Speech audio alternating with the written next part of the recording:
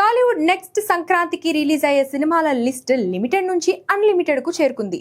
Almost pongal season full pack అయింది. Prabhas to Sharwanand వరకు బరిలో దిగే హీరోలంతా జస్ట్ డేస్ గ్యాప్ తో పోటీ పడుతున్నారు. హీరోల మధ్య ఈ లెవెల్లో కాంపిటీషన్ ఉంటే మరి హీరోయిన్ల మధ్య ఉండదా? ఆ లిస్ట్ కూడా గట్టిగానే ఉంది. ముందుగా పండగకు కళ తీసుకురాబోతున్నారు గ్లామరస్ గర్ల్స్ మాలవిక మోహనన్, నిధి అగర్వాల్, రిధి కుమార్. జనవరి 9న రిలీజ్ అయ్యే ప్రభాస్ రాజసాబ్ తో ఆడియన్స్ కు మస్త్ ట్రీట్ ఇవ్వబోతున్నారు.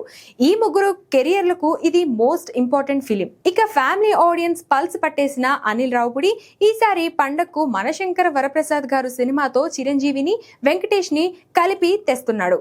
ఇందులో చిరుకి జోడీగా నయనతార హీరోయిన్ గా నటిస్తుంది. అలాగే క్యాథరిన్ తెరిసా కూడా మూవీకి అదనపు ఆకర్షణ కాబోతుంది.